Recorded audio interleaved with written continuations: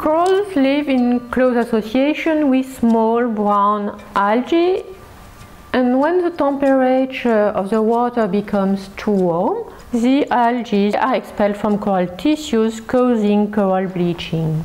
In 2016, reefs over the world suffered a large bleaching event, which provoked the most severe loss of corals ever reported.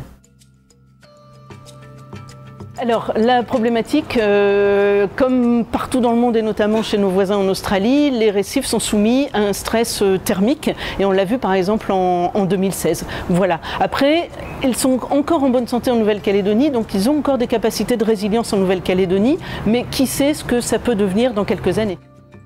Despite the proximity with Australia, coral reefs of New Caledonia did not suffer the same outcome during this last bleaching event, and the Sable project aims to decipher why and how. Aujourd'hui, on garde des traces de cette phase de blanchissement des coraux en 2016, mais c'est très hétérogène suivant les zones et hétérogène suivant les espèces de coraux.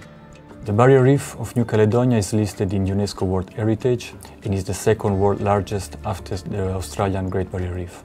The environmental conditions in the reefs of New Caledonia are extremely contrasted, and this is a perfect setup to study adaptation. We use a method called seascape genomics, which consists in using satellite imagery to characterize contrasted reefs across the New Caledonia reefscape. Then, based on this, we go to the field, to the most contrasted sites, and we collect samples. Afterwards, we do a genetic analysis of these samples in order to understand how the genes respond to contrasted environmental conditions.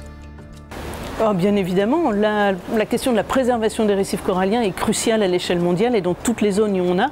Vu les services qu'offrent les récifs coralliens à l'ensemble des populations et notamment certaines populations côtières, ce type de projet est essentiel dans beaucoup de zones, même hors de la Nouvelle-Calédonie. Coral reefs harbor 1/3 of the marine biodiversity and provide goods and services for million people worldwide. By finding coral stress resistance, we will provide new tools for management strategy, and our final aim is to share our methodology and to reproduce it in other island countries.